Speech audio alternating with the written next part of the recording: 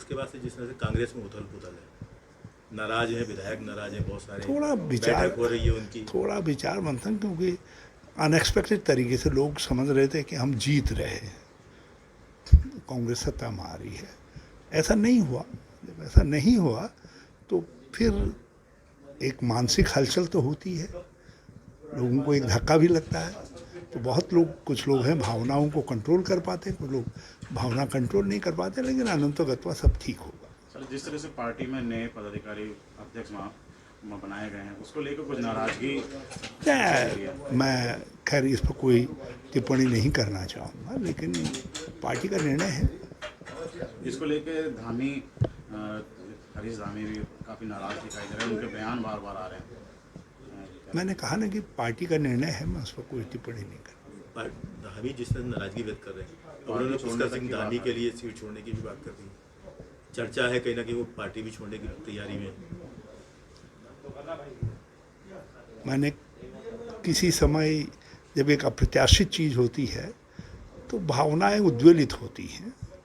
भावनाओं के बाद जो बातें आती हैं वो ठंडे धरातल पर होती हैं, तब देखेंगे। नाराजगी किससे है? हरीश रावत से नाराजगी है, देवेंद्र यादव से नाराजगी है, विधायकों की आखिर नाराजगी किससे? देखिए, क्या मैंने देखा नहीं, लेकिन कहीं भी है, औ से हो या बौ से हो, प्रभाव तो उसका सभी पर पड़ता है, पार्टी पर पड़ता है। नहीं, जिस तरह की बात हो रही है कि आज नाराज विधायक बैठक करने वाले हैं, हो सकता है पार्टी छोड़ने का निर्णय भी ले सकते हैं वो। नहीं, ऐसा कुछ नहीं है। मेरी सबसे बैठक भी है नहीं है, लेकिन जो है, यदि दो चार लोग मिलते हैं तो उसमें मिलने में कोई हर्ज नहीं है, लेकिन मेरी समझ से ऐसा कुछ है नहीं। मन में बहुत बार बात आती है, क्योंकि दिल्ली में भी अभी ट्रेड यूनियन में हमारा जो पक्ष है कांग्रेस का बहुत कमज़ोर हो गया, तो वहाँ भी थोड़ा सा कुछ लोगों को और जुटने की आवश्यकता है। ये चुनाव आ रहे हैं, दिल्ली के भी चुनाव आ रहे हैं, प्रवासियों की बहुत बड़ी भूमिका है। इस चुनाव में हमने महसूस किया कि वो या तो आपकी तरफ झुके हुए हैं या भाजपा की तरफ झुके हुए हैं। तो हम अपने 10-12 लाख लोगों को, जिनके अपने घरों से, ज़मीन से आज भी जुड़ाव है, यूं ही दूसरों के लिए नहीं छोड़ सकते। लगता नहीं कि कांग्रेस में, लेकिन अब अपनी शरीर की हिम्मत पर भी है। तो दोनों में देखते हैं क्या अनंतगत्वा तय कर पाते। कांग्रेस में बहुत बदलाव की जरूरत है, ताकि जिस तरह से लगातार कांग्रेस नीचे जा रही है। देखिए, समय के अनुसार सभी पार्टियों में जो है कुछ न कुछ बदलाव आते हैं। जहाँ जरूरी होगा वो बदलाव हम लाएंगे।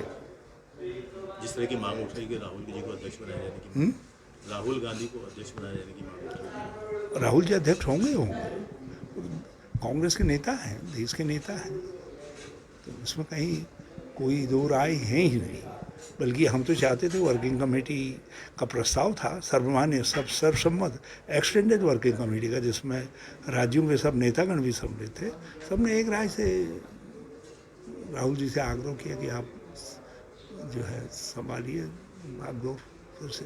फिर उसके बाद सब्सिक्वेंटली 2-3 वर्किंग कमेटीज़ में भी ये बात आई है। सबने कहा है, एक दिन 27-28 लोगों को हम लोगों को बुलाया था सोनिया जी के पास बातचीत करने के लिए, तो उस दिन भी सब ने, उसमें गुलाम नबी भी थे, उसमें हुड्डा जी भी थे, उसमें पृथ्वीराज चौहान भी सम्मिलित थे। बल्कि उसको ब्रीफ करने में और पृथ्वीराज चौहान ही गए थे, तो उसमें उन्होंने बिल्कुल, पृथ्वीराज चौहान ने साहब कहा कि सर्वसम्मत सबकी राय थी कि राहुल गांधी जी बागडोर संभाले। हो गए कांग्रेस पे सीधा सीधा कड़ा दिया।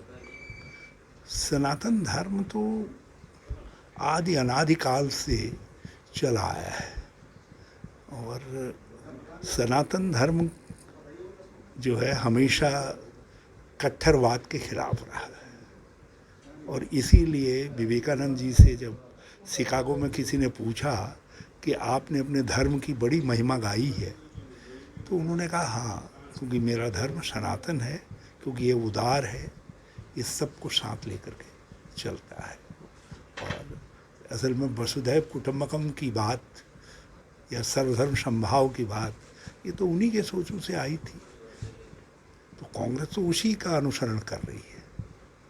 सनातन परंपराओं, सनातन धर्म, और उसको जो एक आधुनिक सोच का रूप दिया गया संविधान, जिसने हमको शक्ति देने का काम किया है, एक लोकतंत्र के रूप में हमको 75 साल एकजुट होकर के आगे बढ़ने की गरिमा प्रदान की है, तो हम तो उसी संसदीय लोकतंत्र की बात करते हैं, संवैधानिक लोकतंत्र की बात करते हैं।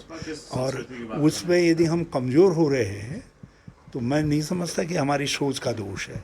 ये समय की बात होती है, समय में बदलाव आएगा तो जो चीज़ें आज हमारे खिलाफ जा रही हो सकता है हमारे पक्ष में आके खड़ी हो जाए। उनका तो दावा है कि आने वाले 25 साल अब अखंड भारत की आज सोच जो है किस रूप में ये उसको जोड़ना चाहते हैं, ये तो मोहन भागवत जी बता पाएंगे। हम तो उनका बड़ा आदर करते हैं और वो बताएं, क्योंकि अखंड भारत में यदि श्रीलंका शामिल है, नेपाल शामिल है, ब्रह्मा शामिल है, यदि बांग्लादेश शामिल है, पाकिस्तान सम्मिलित है, तो है तो बताएं कि किस तरीके से सम्मिलित होंगे। हरीश रावत आज हरिद्वार दौरे पे। जी, आज जो बैसाखी का पवित्र त्यौहार है तो गंगा मैया को प्रणाम करने आया हूँ। और आज का दिन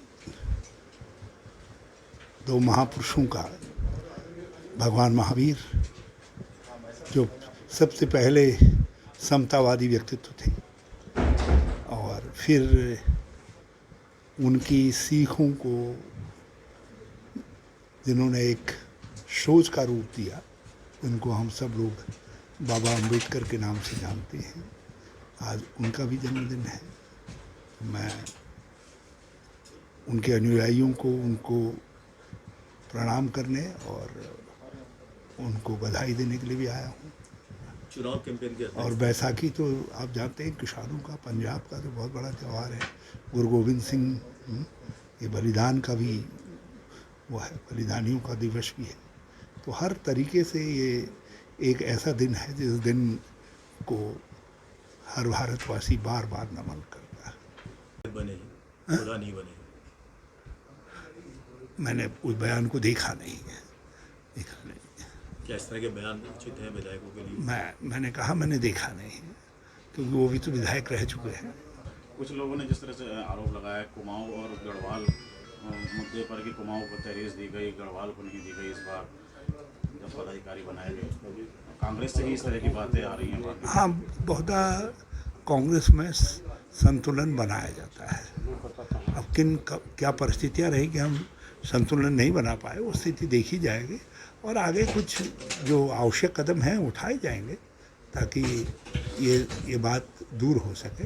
लेकिन ये कोई ऑटोमेटिकली बिजली के बल्ब की तरीके से नहीं है कि आपने प्लग दबाया, बल्ब जल गया, आपने ऑन ऑफ किया, क्योंकि ये आपको कुछ राजनीतिक व्यवस्थाएं देखनी पड़ेगी।